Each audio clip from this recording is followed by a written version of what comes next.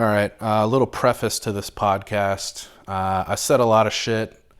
I used a lot of acronyms and I used a lot of words, which were pointed out to me after the fact. So, just to give some clarity before you listen to just audio-only listeners, I'll just go over a few things so that way you kind of know what I'm talking about while I'm talking about it. When I say EW, I mean electronic warfare. That's like radio jamming and things like that.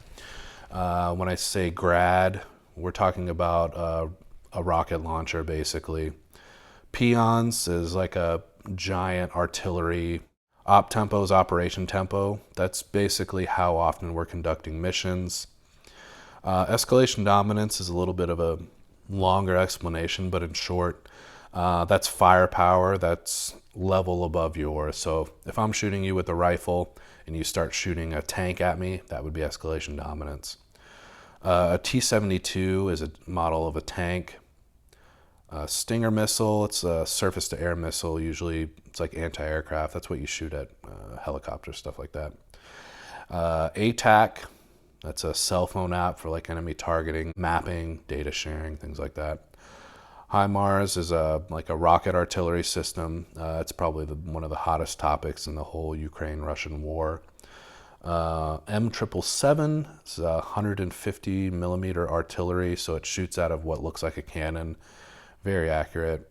And Cordon is securing a specific area. I've got a couple more, like a JDAM. That's an air-to-surface guided bomb. Spetsnaz, it's like Russian special forces. IR, infrared. These are the things that you're going to hear me talk about. If you need to go back and use this as a reference, or if you watch the video, everything will be spelled out on there for you, so it'll be a little bit easier, but at least audio only, you know what we're getting into. So I hope you enjoy it. Thanks. I've got a nice little informative piece for the uninformed who really enjoy speaking about things that maybe they don't know about entirely. But first, kind of address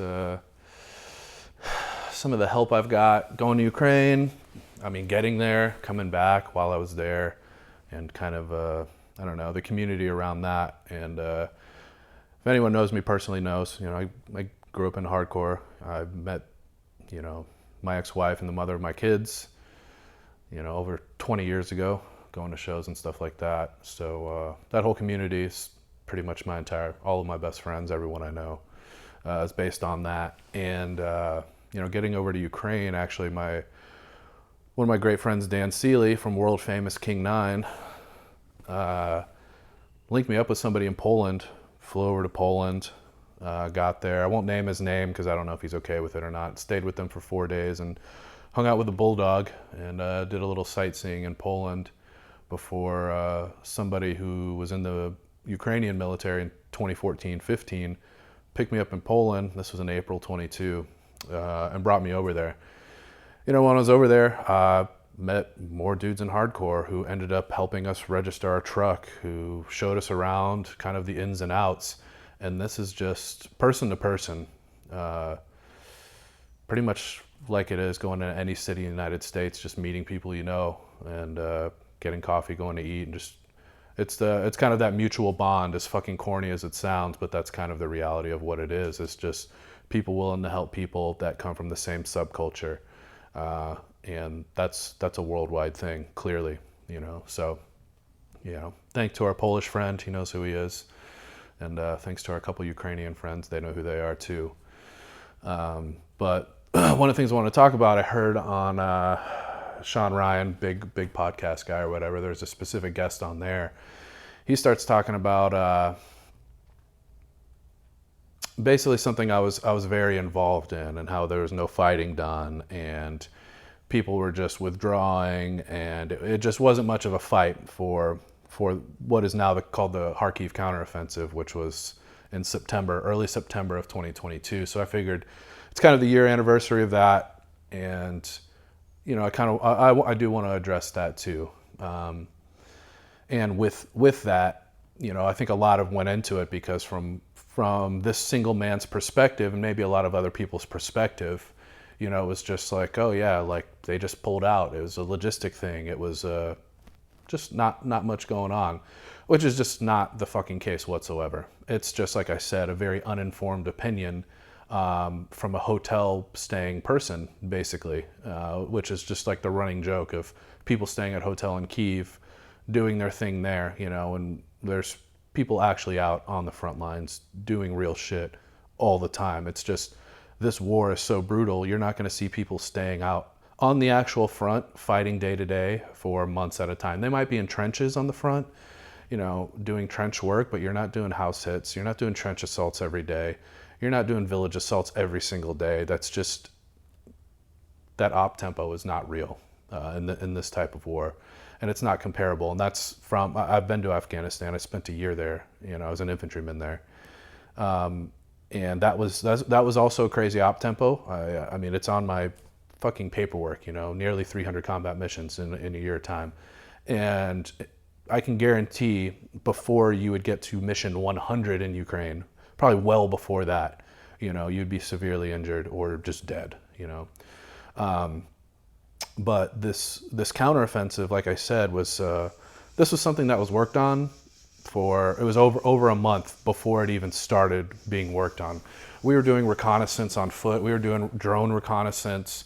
You know, we were just poking at the bear this entire time. And the thing is, when you talk about, a lot of people talk about, oh, send in infantry, go do hits, send in the special operations, blah, blah, blah, blah, blah. Well, once again, you know, these people don't know what the fuck they're talking about. We had 2 tier 1 people on our team, Navy SEALs, MARSOC Marines, SFSG, you know, so we had high level people in our little group, you know. Luckily within our group, we did whatever we wanted, to be honest. We kicked people off our team, added people to our team, and I'm grateful for the handsome blonde man who, he knows who he is, who brought us all together and enabled us to go do what we needed to do, you know. And it wasn't just him. There's a lot of people involved, but in this counteroffensive, which ended up being the single most significant gain of ground in the Ukrainian war history. So that war's been going on for 9 years now, and this event was the single most successful one, and there's a reason for that. So, like I was saying, when you talk about people just going away, running away, you know, part of that is true. That did happen, but to say that there was just not really any fighting for it is just stupid. You know, that's very uninformed, and it should be the standard to just say, you know what, I don't know enough about this topic to speak on it, instead of just coming out for whatever motives are and saying what you got to say. Nobody really knows, but you know, these people that speak these words, you know. But with this, there's a reason that it might seem like these people are running away. There wasn't a ton of fighting. It might seem like that because, like I said, we spent over a month conducting reconnaissance, drone reconnaissance, poking at them. And what Russia has in that area and a lot of areas is escalation dominance. There's just no doubt about it. We'd go out there, we'd shoot a fucking RPG, you know, at a house. And in under 3 minutes, we have tank rounds coming in on us. We have mortar rounds coming in at us. We have automatic grenade launchers being lobbed at us. So this is all within under 3 minutes. We're getting hit with Grad missiles every single time we would do anything. So when you talk about like, you know, why don't you go do this? Why don't you go do that? Well, like I said, escalation dominance dictates that that's just not reality. Not to mention crossing minefields to get to anywhere significant. That was one example. It's just, we had the same thing, and this wasn't all the time. Their EW was so fucking good that we didn't bring radios. We couldn't use the radios. And I think they had roving platforms of EW. So sometimes it'd be really good. We could fly, we couldn't fly our drones. Sometimes the EW would be bad and non-existent, where we could get our drones, you know, we could get our drones a mile out and do the reconnaissance that we need to do. We could use our radios, but it was just not worth the risk because the same thing happened when we fired an RPG, you know. We go out there and we keyed our radio one time to call up to HQ. And from that one key, the same thing, grenade launchers, tank rounds, mortars, just getting dropped where we were at. And I'm not a fucking tech nerd, so I can't speak to as exactly what they were using or whatever that was, but we were there, it happened, and that's just the reality of that situation. But what's good about all of that happening and us poking and doing those sort of things is we're able to gather the intelligence we need. So we were able to write down the times. We would go, we'd say, okay, we do X thing, we write down that time. The response coming back, we write down that time. Every night we would sit on top of this building and we would see, okay, we do X thing, this is what's coming back. This is the time that it's coming back. You just keep making these notes. So if it's 2 minutes, 3 minutes, 5 minutes, 10 minutes, what are they sending over? Is it T-72s? Is it artillery? Is it Grad? All of these different things that they have at their disposal. And we would gather that intelligence in this area, and we would start putting this together. They'd fly helicopters over. They knew where they were at because they would fly right outside of our Stinger range. So we had Stinger set up. It was right outside of Stinger range, and so they knew exactly where they were flying when they would do those sort of things. But we were able to gather that intelligence and get that information and put this together to make a larger package. So when you do those sort of things, this is in hopes for future plans, which is what ended up happening in this counteroffensive.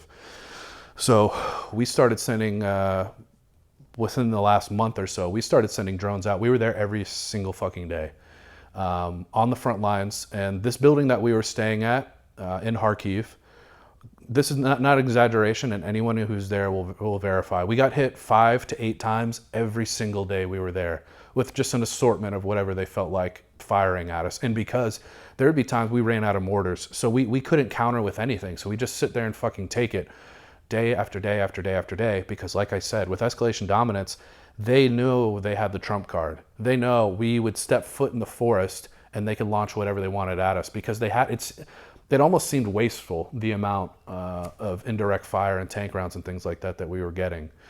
But with us gathering that information, plotting the targets, I still have these targets on my ATAC actually. And then I won't name the country, but I was able to link up with a Western intelligence, and they gave me live satellite imagery for this counteroffensive. So with the live satellite imagery, I got the pictures, and there was a lot of targets fucking listed on there. So when we go out there, we go back to the Ukrainians, we give them this targeting information, and then we start setting out HIMARS targets. We start setting out targets for these M777s that we have, for the over a dozen peons that we have firing. If you don't know what a fucking peon is, go look it up. But they're loud from no matter where you're at. So we had all of those sort of things at our disposal. We had engineers, actual route clearance, which is the first time and only time actually, I've ever experienced that. But to sit here and say, like I said, nothing happened, well, there's a reason they left, and it's because of the things I just named, because of the Western intelligence that was provided to me, that I was able to give to the locals, to plot HIMARS targets, to plot M777 targets, to plot peon targets. And so being able to provide that was just the base of what happened. And my portion of that was planning the entire southern assault while this was happening. So I got to brief my entire group. There's about 50 of us on the southern assault that we were going to be doing, which was considered at that time like the less dangerous route. And out of the 50, we took 2 KIA and we had 4 casualties just on the infill, which our portion of this assault was a frontal assault on an entrenched position over a minefield. So do that math in your fucking head. Think about how many Americans have ever done it? Probably not many.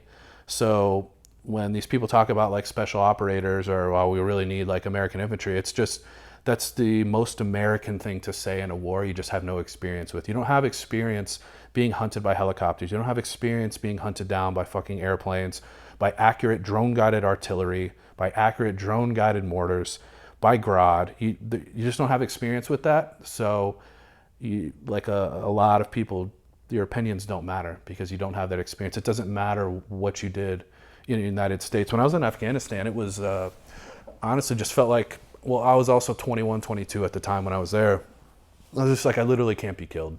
That's how I felt. That was also, like I said, being young, but also we had things on station. You can sit there and, have your 05 just drop JDAMs whenever you wanted to. A single sniper in the mountains, you're sending planes on them. And that's just how America does things. And we don't have that. To go and say, we need to hit these houses, do this and that. It's the same thing. You go and hit these houses, you have maybe a minute or two before the artillery and mortars, drone guided, just start pounding you. And you're not able to leave your position. You're not able to get your dead buddies out of there. You're not able to get your wounded out of there because you are just pinned down until they decide you're not pinned down anymore. Once again, escalation dominance that was something that they had until we had planned this specific mission. And the specific mission, going back to kind of where I originally started with the people in this hardcore community and like a lot of people close to me and things that mean a lot to me, I had met a specific group. They were an anti-fascist group, and they were the first group I had contacted when I went over and talking to them. They're just literally saying, hey, we want to fight, we need training, but we're not fighting right now. And I said, sorry guys, basically, I'm going to go do the fighting. I can't just be in the west of Ukraine training right now. That's not what I want to do, and not what I will be doing. Fast forward 7 months, and I end up meeting these guys face to face. And these are guys just like me, just like all of my fucking friends, covered in tattoos, X's on their legs, my same age, they're just the same type of guys. So their portion of this Kharkiv counteroffensive was a 3-mile long cordon. So they were going to hold this 3-mile line base. It was more of a wedge position. So they're going to hold this 3 miles. And I asked them, okay, how many guys do you have? They're like, oh, we have 60 guys. Okay, how many have seen combat? 2. So out of 60 guys, like I said, think about your best friends in hardcore and music or whatever in general. Think about if you have 60 people that will go out and fight in an actual war with you because your friends and family are being killed. And there's, in reality, maybe not a lot of those. But these guys went and fucking did it. So I said, okay, 2 guys have seen combat before. That sucks. What type of weaponry do you have? Have you guys been training? What's this and that? And they had a British guy that was training, helping them train up for this type of thing. And then from there, they have 1 machine gun, they have 3 RPGs, and it's just straight out like that's not enough for a cordon. That's not enough for what you're trying to do, because they were deep in the position where it needed to be. This area hadn't even been cleared of Russians. So this was technically like still Russian held areas they were going to go do. So meet them, go out there, eventually meet them another 2 or 3 times. I have my ATAC pulled up, like I said, because I had already been gathering the intelligence, plotting the targets, putting all the danger areas and the avenues of approach for Russian tanks and things like that. So I gave it to them, and in typical Ukrainian fashion, their leader was like, oh, I have all this already. Like, you're not showing me anything new. I was like, well, listen, man, you're cool, but you don't have this because I personally put this on ATAC because I saw with my own eyes and I conducted the reconnaissance myself. Like, this is on there because of me, and nobody has this. And so we ended up exchanging intelligence because they had some stuff from the area too. But like I said, we had been working this area for over a month already before this counteroffensive even started. We ended up giving them machine guns. We ended up giving them more RPGs. They gave us a few grenades that they had because they had a surplus of that.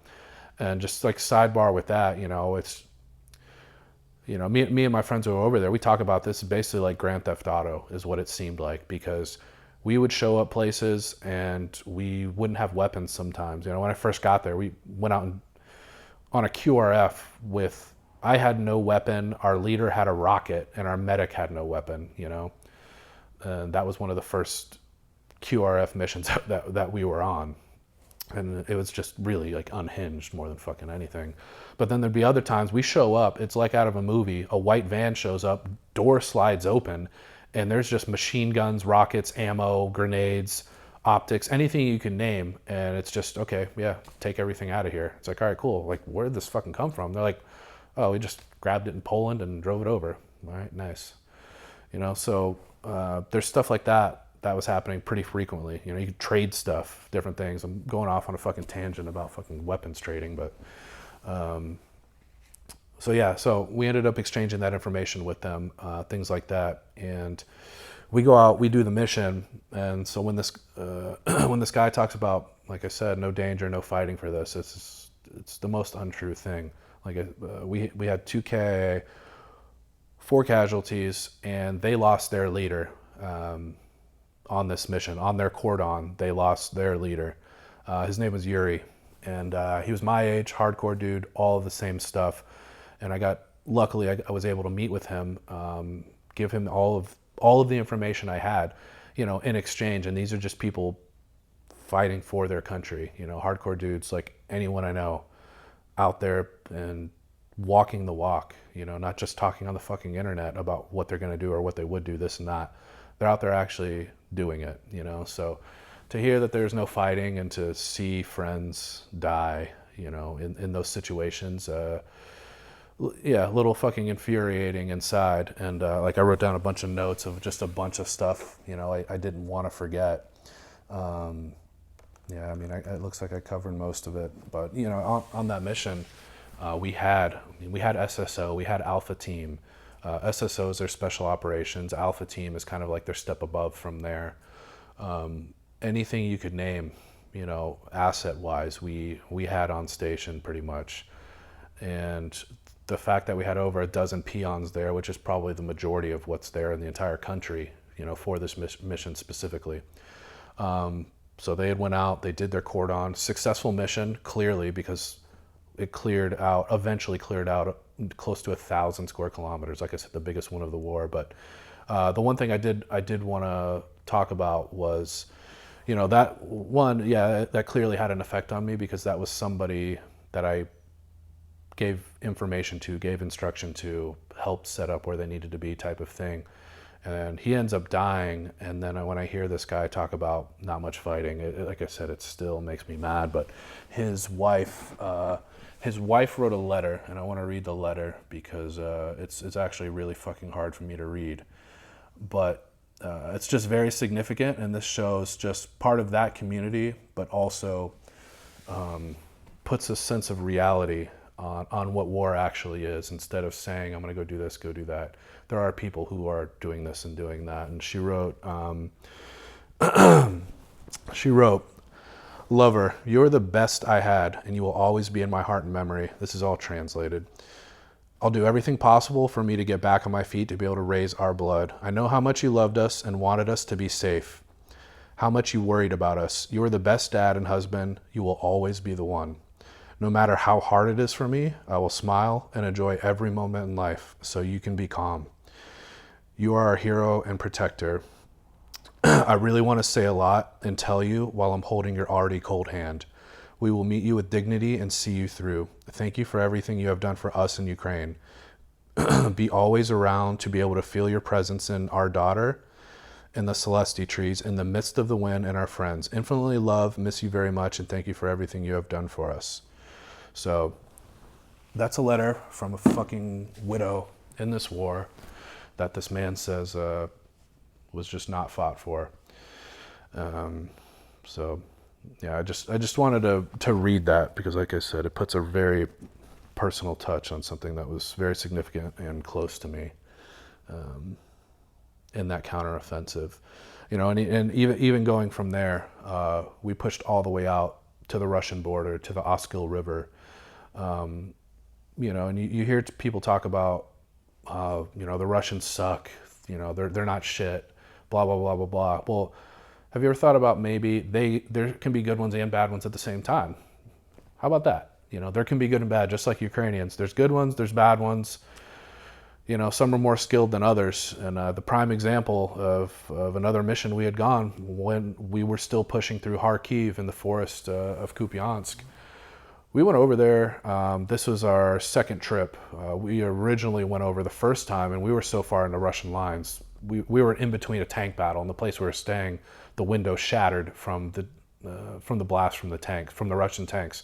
So that's how close we were in between this tank battle across the river when we were doing our reconnaissance out there. The second time we went across, we go out, long fucking story basically, but we get laser targeted by 5 Russian Spetsnaz while we're sitting in our foxholes, our overnight foxholes. It was probably 35 degrees at night. It was raining. We had 4 guys get fucking hypothermia. we ran out of food and water because the food and water that was supposed to come got ambushed, and these guys' legs got mangled. So we didn't end up having a resupply or anything. So we've got guys cramping, no food, no water, laser targeted by Russian Spetsnaz. And in that laser targeting, we could see with our IR, they were doing the classic loop. They were doing the infinity symbol, basically, or the figure eight for targeting. And we called up and we asked, like, hey, do we have friendly drones up? And typical Ukrainian situation, we don't know, let me get back to you. 30 minutes later, they're like, we don't have any drones up, those aren't ours. I'm like, oh, nice, this is going to be a good night. So after that is when we got laser targeted, and from that laser targeting, they dropped the most accurate grad on us possible. They sent anti-personnel grad that landed directly on us. So I looked over to my left. We were set up on a whole perimeter. We were on an anti-armor mission right now, but like I said, we were dug into foxholes in this forest. So I look over to my left. I see grad, basically what I think is just killing everybody on my team, because the missiles are just hitting directly on our positions, basically. And you just see it one after another, getting closer.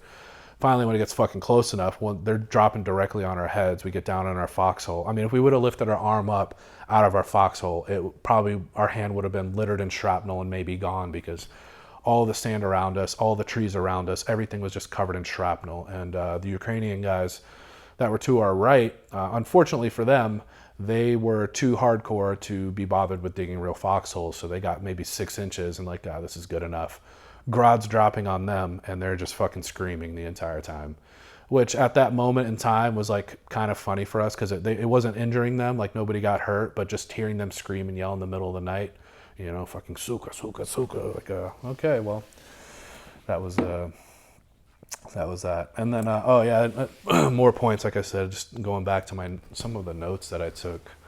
When you talk about Americans going over there and knowing what to do in certain situations with mortars and artillery, that's also not reality. To sit here and tell Ukrainians who have been there for 9 years under mortars and artillery, when the majority of Americans fighting in wars have not actually experienced that, completely different situation. Mortars and artillery, you could say, is X certain thing, whatever.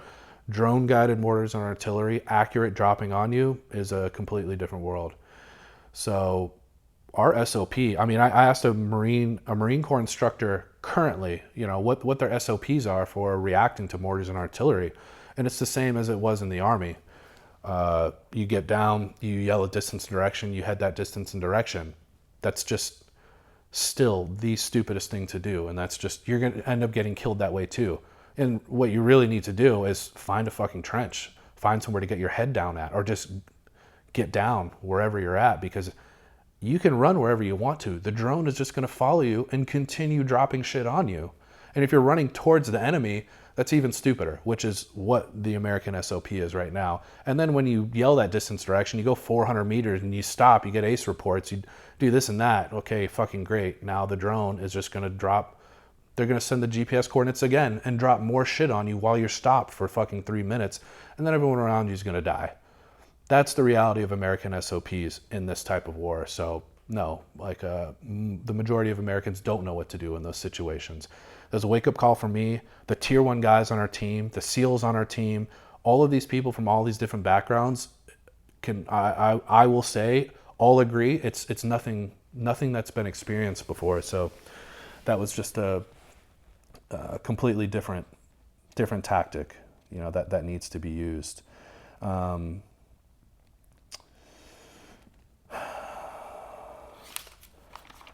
Another talking about different tactics and things like that too. There's different areas where you can do different things. Down in the South, when we were there is no doing anything. There is no going in wood lines. There is no walking around. It's just drones, tanks, artillery, really heavy drone, everything. IR drones. We couldn't do any reconnaissance. We couldn't walk around anywhere. Nothing on foot, at least. And even the EW is so good, you could barely send out drones anyway. In Kharkiv, we got a lot better freedom of movement, which allowed us to go do some patrols, go do some reconnaissance on foot, go do drone reconnaissance. a lot more successfully. And then going back to kind of what I was talking about with the different skill levels of Russians, like, yeah, some are trash. We captured some guys in Kupiansk, and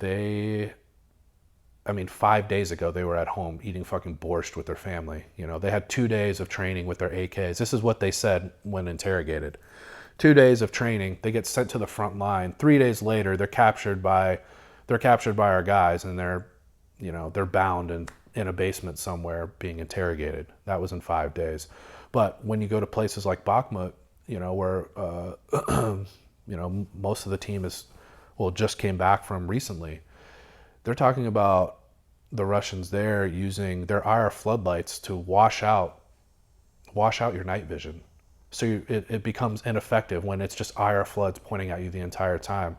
And then more accurate mortars and more accurate artillery and real war fighters fighting. So like I said, to really sit here and say, why aren't they just pushed out of the country? Why aren't they this? Why aren't they that? Well, it's not exactly that easy. And to get to most of these fortified positions is a fucking nightmare. Another prime example, you can revert back to our last episode where Bish, he's a fucking 25 years, he's an SAS operator, and what they did was hostage rescue. That whole hostage rescue mission, that they did, there was an 80% casualty rate. On our team alone was over 100% casualty rate because people are getting wounded multiple times on this mission.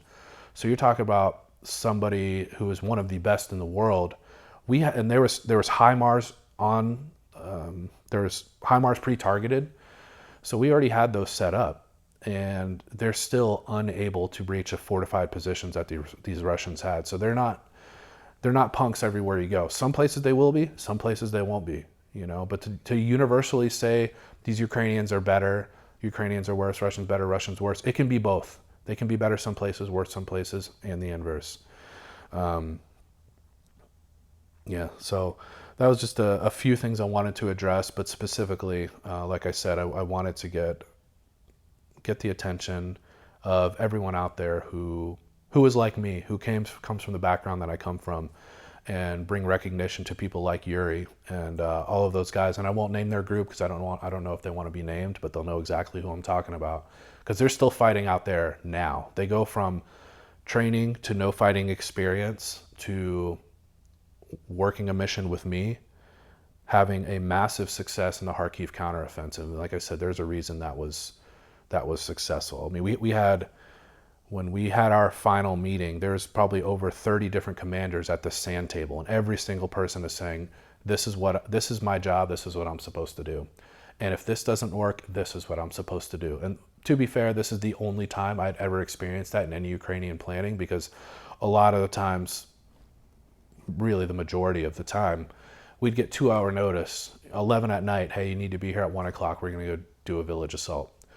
And we go on there, soft skin vehicles, and just, I don't know, it's like the Wild West of bullshit, basically. You go out there, nobody tells you what's going on. You're in these trucks and you see white phosphorus coming down. And, just a small thought of like, white phosphorus isn't supposed to be used in wars. Well, it fucking is. Anti-personnel mines just laid out everywhere that are just not exploded, which, same thing, these clusters are not supposed to be there. Well, guess what? They are. And that's the reality. They'd say, yeah, there's 200 guys coming, and we show up and there's 50. We got 20 tanks. Oh, there's 4. And this is how a lot of my friends have died in situations like these. How a lot of Ukrainians have died in situations like these. So it's a very proud moment in the counteroffensive to be able to say that was successful. Everyone did what they were supposed to do, and there's a reason for that success. And like I said, thankfully for some Western intelligence with targeting and able to pass on those 777 and HIMARS targets, we made it a big deal. So from Balakleya, Ukraine, all the way to Kupiansk on the Oskil River and across the river, we were able to push through that entire area and just stomp through the entire way. Going back to like Grand Theft Auto and like Wild West stuff, there'd be villages we would clear through on the way out there. Same thing, there's women, children, men crying. They're grateful that you're there because they're proud Ukrainian, but we'd get there and they'd tell us like, oh, if you go to this building, it's just floor to ceiling with weapons and ammunition and this and that. So of course you go, and there's thermobaric RPGs from floor to ceiling, 5,000 square feet worth, just floor to ceiling RPGs. And, we didn't have the vehicles or anything at the time, but I mean, really, there's nothing stopping anyone from just taking as much as you want and then just going about your day. Go take it back to your room if you want to. So it's really kind of crazy stuff like that. That was pretty common occurrence. But as somebody who was in it day to day with some of my closest friends, it's a little bit different than sitting in a Kyiv hotel getting secondhand information when you're personally out there experiencing it, working side by side with these people in the mission planning stages. With brigade level commanders doing those sort of things. And this isn't like fucking toot my own horn, but this is the reality of what actually happened. So there is a reason when you see videos of Russians leaving trenches, leaving cities and things like that, it's because of the planning and execution that occurred for that. Let's see if I got anything else really written down.